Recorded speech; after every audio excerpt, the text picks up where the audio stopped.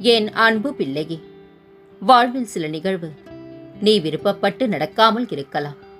ஆனால் என்றும் உனக்கான நல்லது எதுவோ அதுவே நடக்கும்.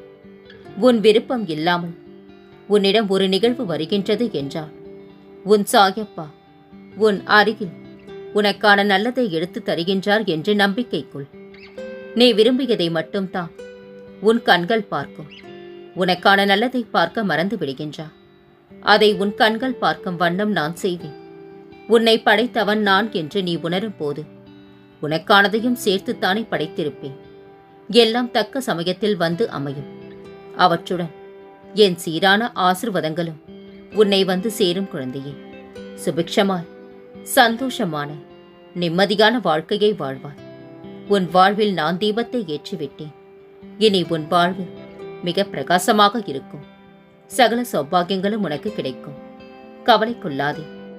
வானத்தில் பறக்கின்ற பறவையை பார்த்து நீ அதிசயம் அடைகின்றா. பறவையோ நடந்து போகும் மனிதனை பார்த்து அதிசயம் அடையும். பறவையோடு பார்வையில் உனக்கான வாழ்க்கை சுதந்திரமானது என்றும் சந்தோஷமானது நிம்மதியானது என்று நினைக்கும்.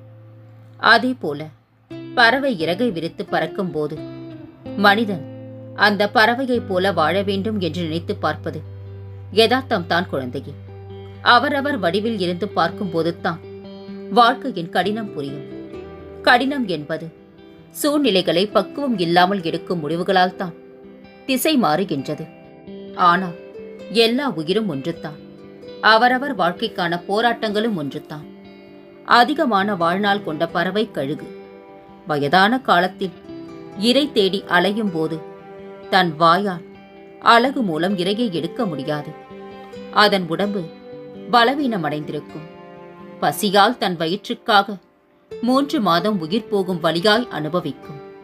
தன் அலகு பலவீனமானதால் அதை மீண்டும் பலம் அடைய தன் அலகை பாறையில் போய் முட்டி அதை உடைய வைத்து மீண்டும் அலகு முளைத்து வரும் வரை சாப்பிடாமல் உயிர் போகும் வலியை தாங்கிக் கொண்டு இருக்கும். கழுகு தன் 3 மாத வலியை பெரிதாக பார்த்திருந்தால் தன் வாழும் நாட்கள் பசியால் துடித்தே மாண்டு போயிருக்கும்.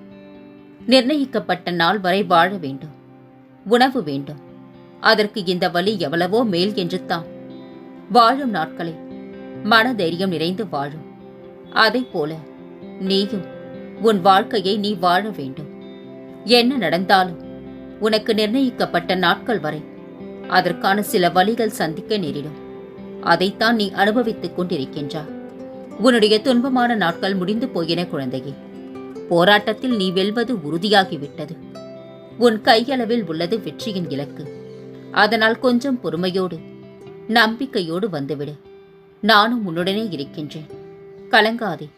உன்னில் நிச்சயம் வெற்றி என்ற தீபத்தை நான் ஏற்றுவேன். எத்தனை சோதனைகள் வந்தாலும் இதுவும் கடந்து போகும் என நினைத்து என்னை மனதில் வை. மற்றதை நான் பார்த்துக் கொள்கின்றேன். என்னை குறை கூறும் நபரிடம் கோபம் கொள்ளாதே. என் அருமை என்னவென்று என்னை நேசிக்கும் உனக்கு தெரியும். மற்றவர்களுக்கு தெரிய வேண்டிய அவசியம் இல்லை குழந்தையே. நினைவில் கொள், உனது எண்ணம் என்றும் பிறருக்கு உதவவே இருக்க வேண்டும். பக்தியோடு என்னை நினைக்கும் ஒவ்வொரு கணமும் உன் துன்பத்தை போக்க உனக்காக நான் தோன்றுவேன். நான் கொடுப்பதை மகிழ்ச்சியுடன் பெற்றுக்கொள். சிலர் மற்றவர்களின் உதவியை பெற்று சில தவறான புரிதலின் காரணமாக அவர்களை குற்றம் சாட்டுகிறார்கள். மேலும் அவர்கள் தங்கள் குடும்பத்தில் சண்டையை உண்டாக்குவார்கள் என்று சந்தேகித்து அவர்களை தங்கள் வாழ்க்கையிலிருந்து என்றென்றுமே விட்டு விடுகிறார்கள். இக்கட்டான காலங்களில் உடன் இருந்தவர்களை காயப்படுத்தி சுயநலவாதிகளாக தன் சொந்த மற்றும் குடும்ப மகிழ்ச்சிக்காக பிறர் வாழ்வில் விளையாடுபவர்களுக்கு வாழ்க்கையில் வேறு ஒருவரா கடவுள் அவர்களுக்கு ஞானம் கற்பிக்க முடியும்.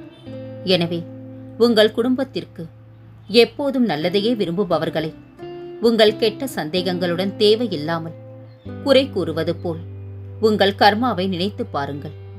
உங்கள் எதிர்காலம் எப்படி இருக்கும் என்று யாருக்கு தெரியும்? நீங்கள் ஒருவரை காயப்படுத்தினால் உங்கள் தவறுகளை உங்களுக்கு உணர்த்த கடவுள் உங்களை காயப்படுத்த மற்றவர்களை அனுப்புவார். ஏனென்றால் அது கர்மாவின் சட்டம். எனவே உங்கள் கர்மாவில் கவனமாக இருங்கள். கர்மாவிலிருந்து யாரும் தப்ப முடியாது. நீரின் வேகத்தை ஒரே சீராகத்தான் வைத்தேன். ஆனால் ஓட்டத்தில் முந்துகின்ற நீர் சேற்றாய் கலங்குகிறது. தங்கி செல்கின்ற நீர் பாறைகளில் ஊற்றாகின்றது. உன்னையும் பொறுக்கத்தான் சொல்கின்றேன். நம்பியிரு. வற்றாத ஊற்றினைப் போல் கருணை உன் மீது பொழியத்தான் போகின்றேன். அதிர்ஷ்டம் ஒருவனை 1000 மடங்கு மேலே ஏற்றிவிடலாம். ஆனால் திறமையும் மனதிடமும் ஒருவனை இறுதியில் முன்னேற்றி கரை சேர்த்து விடும். அவர்கள் அதிர்ஷ்டத்தில் ஜெயித்தார்கள். உன்னை திறமையால் வெல்ல செய்வேன். இதற்கு போய் ஏன் இவ்வளவு கவலை குழந்தையே? வாழ்க்கையில் நீ உயர வேண்டும் எனில் அடுத்தவர் தகுதியுடன் உன் தகுதியை ஒப்பிட்டு பார்க்காதே. உனக்கென்று ஒரு தனித்திறமை உண்டு. அதனை மேம்படுத்தி முன்னேறு. உனக்கான பாதையை வகுத்தவன் நான். உன் பாதி பிரச்சனைகளுக்கு காரணமே உன்னை சுற்றி இருப்பவர்கள்தான். எதற்கு இன்னும் இந்த வெகுளித்தனம்? இதுதான் உனக்கு தடையாகின்றது. சிறிய காரியமாக இருந்தால் சிதறாமல் செய். அதுவே பெரிய காரியமாக இருந்தால் யாரிடமும் சொல்லாமல் செய். எல்லாம் நல்லபடியாகத்தான் முடித்து தருகின்றேன். உன் வீட்டில் உள்ள கஷ்டங்களை துரத்தி அடிக்க நான் வருவேன் தங்கமே. கலங்காதே. உன் சாயப்பா நான் உன்னை ஒருபோதும் கைவிட மாட்டேன். நம்பிக்கை இருந்தால் சிற்பத்திலும் நான் உயிரோடு இருப்பேன். நீ கேட்டது அனைத்தும் உன்னை வந்து சேரும் பொன்னான நேரம் இப்போது வந்துவிட்டது குழந்தையே. நீ நீயாக இரு. நல்லபடியாக இரு. நல்ல மனதோடு இரு. நல்ல செயல்களையே செய். நல்லதே நடக்கும். இரு கை கூப்பி கடவுளை வணங்குவதை விட ஒரு கை நீட்டி உதவி செய். இரு கை உன்னை வணங்கும் கடவுளாக அன்பாய் பேசுங்கள். உறவு நீடிக்கும். அறிவாக பேசுங்கள். உயர்வு நீடிக்கும். அளவாக பேசுங்கள். உரிமை நீடிக்கும். அழகாக பேசுங்கள். நட்பு நீடிக்கும். அர்த்தமாக பேசுங்கள். கண்ணியம் நீடிக்கும். அழுத்தமாக பேசுங்கள். தொழில் நீடிக்கும். அமைதியாக பேசுங்கள். ஆயுள் நீடிக்கும். மனம் திறந்து பேசுங்கள். ஆனால் மனதில் பட்டதெல்லாம் பேசாதீர்கள். சிலர் புரிந்து கொள்வார்கள், பலர் பிரிந்து செல்வார்கள். மனிதனை தவிர பிற உயிர்கள் ஒருபோதும் தன் குணங்களையும் இயல்புகளையும் ஒருபோதும் மாற்றிக்கொள்வதே இல்லை. யாரையும் நம்பாதே. இந்த உலகத்தில் தேவையில்லாமல் யாரும் பழக மாட்டார்கள். வாழ்க்கையில் கற்றுக்கொள்ள வேண்டிய முக்கியமான ஒன்று, உனக்கான நேரம் வரும் வரை பிறர் தரும் வழியை பொறுத்துக் கொள்வது. எவ்வளவு மழை பெய்தாலும் ஒரு சொட்டு நீரை கூட வேரின் உதவி இல்லாமல் குடிக்க முடியாது. அதுபோலவே எத்தனை கடவுளை தரிசித்து வந்தாலும் பெற்றவர்களை வணங்காமல் புண்ணியம் சேராது குழந்தையே. என் வைரமே, நீ என்னை தாயா தந்தையா நண்பனாய் நினைத்து புலம்பி தவித்தது எனக்கு தெரியும். வருந்தாதே. நான் உனக்கு நிழலாக துணையிருப்பேன். நீயே என்னை விட்டு விலகினாலும் நான் உன்னை ஒருபோதும் கைவிட மாட்டேன். மனம் நரகத்தை சொர்க்கமாக்கும். சொர்க்கத்தை நரகமாக்கும். எந்த விஷயத்திலும் அமைதியையும் நிதானத்தையும் கடைப்பிடித்தாலே போதும். பல சிக்கல்களையும் ஆராய்ந்து எது சரி எது தவறு என்று தீர்வு கண்டுவிடலாம். பிறர் உன்னை உதாசீனப்படுத்திய நிமிடங்கள், துரோகம் மற்றும் வஞ்சகத்தால் நீ சிந்திய கண்ணீர் அனைத்தும் வண்ணமயமான வெகுமதிகளாக உன்னை வந்து சேரப்போகின்றது. இனிமேல் எல்லாம் ஏற்றம்தான் தங்கமே. உன் வாழ்வில் வெற்றிகள் வந்து குவியப் போகின்றது. இது உன் சாயப்பாவின் சத்திய வாக்கு. உன் நம்பிக்கை எனும் சக்தியை ஒன்று திரட்டி உன் துயரங்களைக் கண்டு அஞ்சாமல் போராடு. அனைவரும் உன்னை குறை கூறுகின்றார்கள் என்று வருந்தாதே. குறைகள் நிறைவாக மாறும் காலம் வந்துவிட்டது. குறை கூறியவர்கள் மத்தியில் நிறைவாக வாழப் போகின்றார். இது உன் தந்தையின் சத்திய வாக்கு குழந்தையே. நான் இருக்க எதற்குமே பயப்படாதே. அவமானம் மட்டும்தான் உன் தன்மானத்தை கூர்த்தீட்டும் ஆயுதம். ஆகையா அவமானப்பட நேர்ந்தால் வருந்தாதே. எதையும் எதிர்கொள். நினைத்து பார்க்க முடியாத அதிசயம் இப்போது நடக்கப் போகின்றது. உன்னை நினைக்கையில் என் கண் கலங்குகின்றது குழந்தையே. என்னையே உலகமாய் நினைத்து உயிராய் நம்பும் என் குழந்தையை விட்டு நான் ஒருபோதும் விலக மாட்டேன். நீ நினைத்தபடி உன் வாழ்க்கை மிக சந்தோஷமாக இருக்கும். என் அருள் என்று உனக்கு உண்டு. கலங்காதே.